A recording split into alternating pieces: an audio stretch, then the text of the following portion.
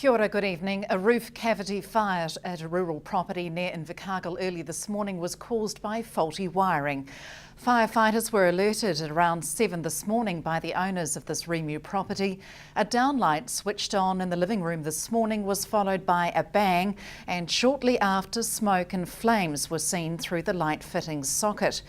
The recently renovated house suffered extensive internal damage, some caused by firefighters as they took action to access the roof space where the fire raged. Fire Safety Officer Mike Cahill investigated the scene today and determined the fire was caused by an electrical fault in a downlight.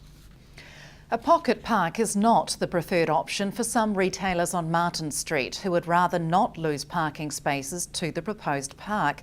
There could be up to 5 parks lost if the upgrade goes ahead. Parks, some retailers say, are crucial for the elderly and disabled. Here's Hunter Andrews with more. A South Alive public meeting was held last month. Top of the agenda was Martin Street and a proposal to build a pocket park to bring pedestrian traffic to the area. The choice of a pocket park was not, however, the first choice of some business owners. Time after time, proprietor Juliana Thompson says her clients want things left just the way they are. Clients are saying keep the street as it is, there's nothing wrong with it. So you wouldn't want anything done to the street here? No, I'm not really saying that, but there's more important issues like the bus stop seating. The traffic lights need to let at least 3 cars, more than 3 cars, turning from both areas like Ellis Road and Martin Street. Rubbish bins, we haven't had any new rubbish bins for years. So those sorts of things rather than a pocket park? Yes, well, I think there's more important things. I think it's a waste of ratepayers' money at the moment to be putting in a pocket park. We've already lost 2 car parks to the bus stop, which was moved from over in Grace Street to Janet Street. A group of retailers have started a petition against the park concept, which they will present to Council in December. The group stresses that they are not against South Alive, just the Martin Street proposal. I think that South Alive is doing a good thing, but us business people should have been consulted about a lot of this first. It's upset a lot of people. There were meetings called, weren't there, last year? Did you get a chance to get along and express your views? I've been to a meeting. Because I work all week, a lot of it is out of our work time. So I haven't actually been to a lot of meetings. I did go to one of their meetings when they first opened them up. It was on a Sunday. That suited fine because I could go. But it was all on the mall. There was nothing on the Martin Street at that stage. So I didn't bother going to the next ones because I thought, well, it's only the mall they're going to do up.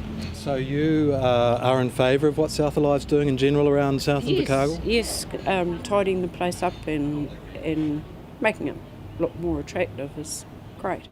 Not every retailer is against the proposal. Tattooist Juan Pageant is all for the pocket park and has no problem with the possibility of losing up to 5 car parks. It's only going to bring more business to me and to everyone else around here, you know. You've got the cafeteria next door. People are going to come and get their lunch, sit out there, see my shop, see other shops. Oh, we'll go in for a look. And so you've got no problems losing a few parks out here? Not a problem at all, no. There's still plenty of parks around here. South Alive Chair Colin Anderson says the consultation process is ongoing and is not ruling out changes to the park's concept.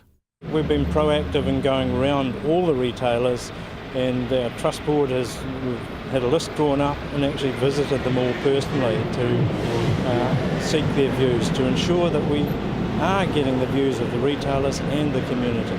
Those against losing car parks on Martin Street will present their petition to Council on December the 2nd. Hunter Andrews, South Today News.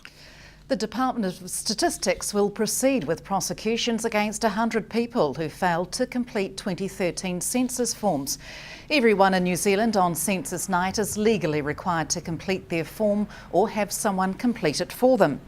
2013 Census General Manager Sarah Minson says census information and all Statistics New Zealand surveys are used to make decisions that affect our future. In July, Statistics New Zealand wrote to 450 people asking them to complete their census forms or face prosecution. Following this, 100 prosecutions cases were identified. Ms Minson says while it's over 7 months since census night, Statistics New Zealand will continue to accept completed forms throughout the prosecutions. The fine is up to $500 with a further $20 a day for each day after conviction until the person completes the forms. Stay with us. Coming after the break, we talk to City Chief Executive Richard King about introducing the living wage for council staff.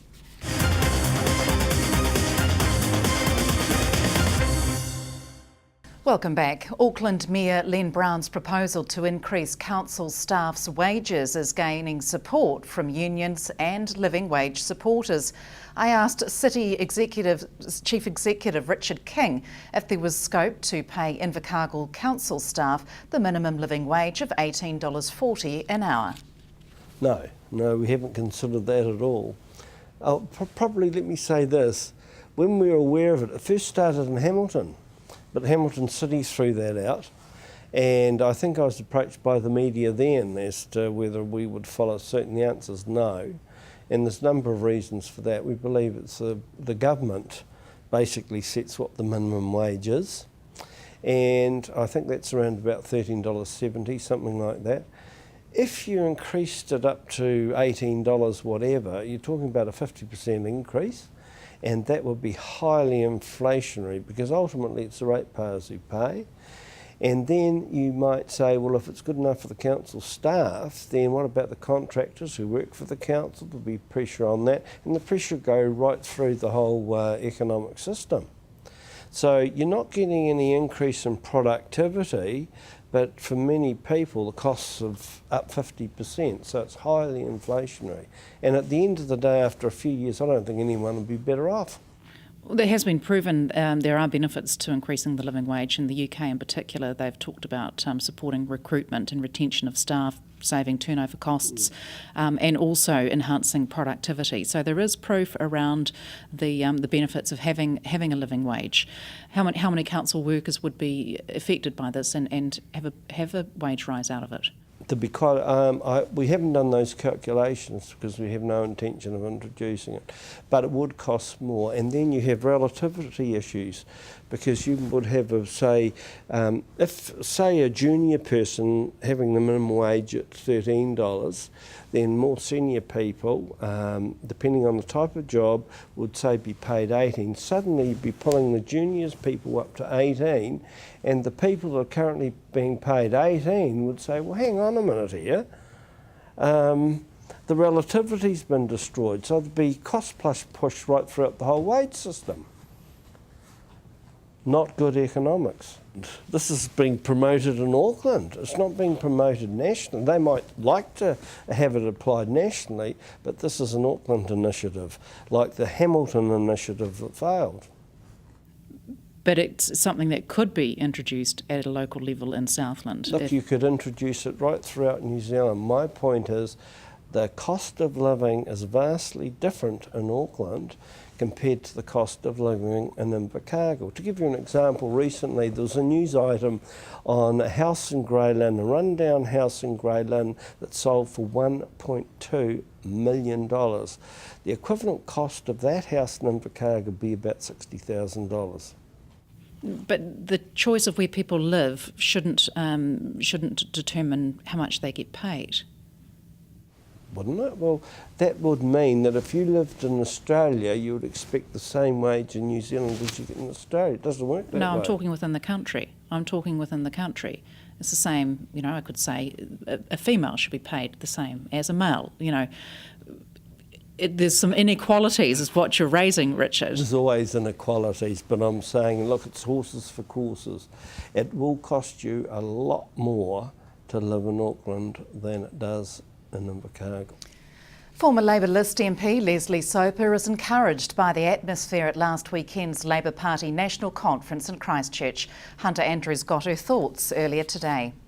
It was just such a buoyant feel, such a feel that there has been a very big change in the way the general population are responding, just the interest in Labour's policies, the good news, the change of leadership, of course. David Cunliffe has certainly been been picking up very good vibes and got a standing ovation at conference and very much deserved it. So yeah, really good feel.